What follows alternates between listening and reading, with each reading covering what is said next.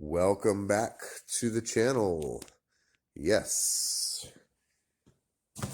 Today, we're going to be looking at a new pair of whites and checking out their new box. I don't know if y'all remember the white box that they used to have. Here's a look at their new box, and new to me anyway. Whites handmade boots in Spokane, Washington. Tells you what I got in the box. All leather whites legend from Washington. It is the Smoke Jumper 400V LTT Brown Roughout. LTT is lace to toe. So let's check these out. It's not my first rodeo with whites. I do enjoy their product. These here are a replacement boot because they got my size wrong. And I tried wearing these other boots for a long time.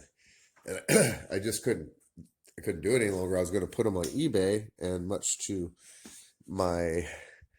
Actually, I was happy about it because I found that they were the wrong size. They were a D, not an E. They never fit me properly. So I called up Baker's Boots. They took care of me. And instead of getting another pair of bounty hunters, I wound up with these bad boys. Now, it's not the first time I've opened this box, but it's the first time I'm doing it on camera. And here they are. The end of the world boots, man. These are tanks. Look at that beauty. This is Roughout brown, lace to toe, Roughout all the way. So I opted to go with the Roughout on the uppers as well. So what this came with was a pair of leather laces, 2 kilties or false tongues, and an extra set of laces, the Taslon nylon laces, which I don't typically put on my whites boots. I've never tried them, actually. Maybe this time around I'll switch them out and give them a shot. But they work great on like my Thoroughgoods or Red Wing boots that I wear. I use these Taslon laces. These seem a lot tougher than any Red Wing or Thoroughgood Taslon lace. In the box, you also get a little, I don't know what you call it, wrapping paper type deal, and it's just showing some loggers and workers, and it looks like airplane to represent smoke jumping and riding motorcycles, log cabins, their factory, and an old school looking paper. It's pretty neat. And that's that for what's in the box. But the most important thing, obviously, are these bad boys right here. These are so cool. I put them on the other day, and I must say, they're just like a tank. I can't believe how tough that boot feels on my foot. So there's the front view. Obviously, it's the lace to toe model, which I kind of dig the lace to toe look. I like both ways, but lace to toe looks cool. There is a side view of both boots. They're heavy. They're a bit heavy, and I know they're going to take a while to break in. They're really stiff. There's the back of the boots. Yeah. And the other side of the boots. Perfect. All right. So the bottom is the Vibram 100 lug sole. It is the fire sole, so it just came like this. I'm not a fireman or anything like that, but I've had this fire sole on a pair of my resold bounty hunter boots, and I do some stuff in the yard where I burn slash piles and stuff, so that'll be good so it doesn't burn the sole. Not necessary for my life, but hey, they came with the smoke jumper, so what the heck. It's got the brown edging all the way around. Very nice looking. That will wear off eventually. Gusseted tongue all the way up. So it's definitely gusseted to the top and even a little further than that. These are a size 9.5E. So on the Brannock scale, just in case folks who haven't worn these before, I wear a 10.5D on the Brannock scale. But for whites, at least this last, which is the same as the Bounty Hunter boot, which you can only get from Baker's Boots, I believe.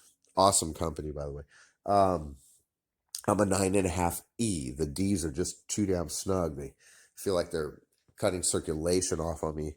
And no matter what, I just got to go with the E. They're much more comfortable. So this is going to be a really tough boot. I mean, I can't hardly bend that boot right there. So that's going to take a minute to break in. It's got the arch, high arch, Slastic Toe. So you can see that toe box it's not a soft toe, but it's not like a carbon fiber. It's not a steel toe, but it's got reinforced Slastic Toe, which I'm kind of digging.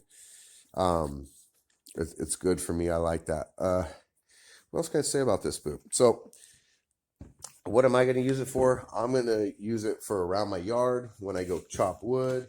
I'm going to use it whenever I can, because once they break in, and I know some folks who've never worn a boot of this caliber, they put it on their foot for the first time, they go, oh my goodness, it's like standing on a broomstick or a roll of quarters in there for the arch support. Everything starts to mold to your foot, and once it does, the outside of the boot will start to expand out. This will start to lift. This will become pliable. The oak tan leather on the inside of the boot will form to your foot, and this will be like, aside from the lacing, which takes time, well, once you put it on, you're just not going to want to take it off because they are very comfortable. Now I'm going to give you an example of the difference here. These are my White's Bounty Hunter boots. I'm going to scooch these. These were custom made for me. They are bison leather. I have a video of these boots prior to being resold. I got these resold with the 100 lug fire resistant soles, and they put screws in them. So if you saw that I could hardly move this boot upper because it's so stiff, or bend it, this boot here, let me get out the shoe treat. Okay, now it wants to be tough to get out. Okay. And by the way, shoe trees are a must for these type of boots. You know, your feet still sweat, and with leather, they can get moldy in here from sweat. So either like rotate your boots, get some shoe trees so it'll absorb the sweat and moisture, and keep your boots clean and oiled, which is a vital part of keeping these boots alive for a longer period of time. These boots are super pliable. They bend. They're just like butter. This is the bison leather. On the inside of this boot, it is 8-inch boot. It has a leather line inside, rolled top. This is not leather lined, albeit it's Roughout, and the inside is going to feel like that leather lining because the smooth side is now on the inside of the boot. I've never really dealt with all Roughout boots before like this. I know they wear tougher, and I'm looking forward to seeing how they look after they patina. And I know my bounty hunters are in desperate need of some love. I'm remodeling a building right now, and they are definitely taking a beating. They got paint, dust, grime on them. I just brush them lately, but they need to be loved on. This is an 8-inch boot, so you can see the size difference. Keep in mind that the size difference here seems more than the 2 inches, 8-inch versus 10-inch, but this boot, when it's first new, is taller because it's not conformed, and I don't know where they get I would say that's a little more than the 2-inch difference, but whatever. Let's get these out of the way. Talk about these in another video when I do a cleaning.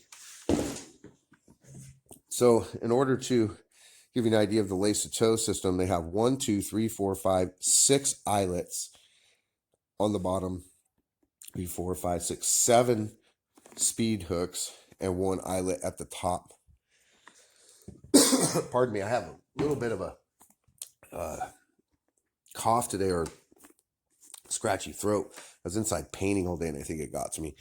So, like I said, 6 eyelets at the bottom here, and 7 speed hooks, and 1 eyelet at the top. Compared to the 8-inch non Gusseted Toe model, I have 4 eyelets at the bottom, and 5 speed hooks, and 1 eyelet at the top, and the pull loop same. What I do like about White's pull loops is they don't come up high.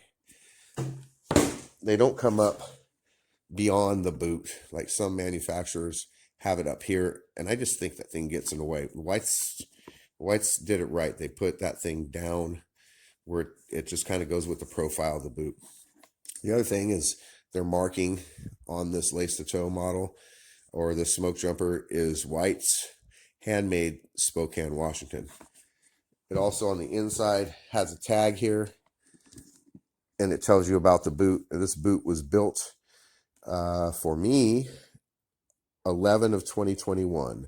They are 9.5 E on both sides. Tells you about the boot and what not to do with the boot and how to take care of it on the tag. And you can see the difference here on, I don't know if you'll catch this in the light. This thing's pretty worn out. I don't know if that's going to catch that embossment there.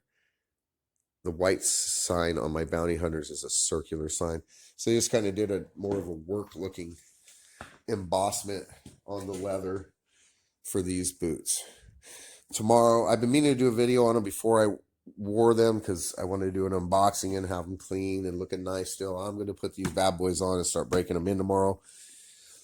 Excuse me. I'm going to bring my bounty hunters with me to exchange in case it gets tough because I'm going to be doing a lot of bending down and whatnot. And I know this boot sucked up on my ankle. It's going to be hard to bend, and I'll probably wear them for a few hours before I give up and then just get back to my other boot and just keep breaking them in. So I'll do a video on these bad boys as soon as I have a little more time into them. And that's the White's Smoke Jumper 10-inch lace to toe brown all Roughout boot. I didn't get any specifications on the website as to how many ounces the leather on this particular boot happen to be. So I'm going to assume if you go along with industry standards, anywhere from 7 to 8 ounce leather is what I'm going to assume for this boot. And yeah, sorry about the coughing and whatnot. It's just been a day. So that Roughout leather is going to be quite interesting to take care of in oil. I'm curious how that's all going to go. It's not necessary right now. I think it's perfectly fine to go out and just start stomping the hell out of these things. But what a great looking boot. I'm going to enjoy this thoroughly. And we'll see you on the next review. Thanks for watching. If you like the video, please give me a thumbs up. Subscribe. We're trying to build the channel up.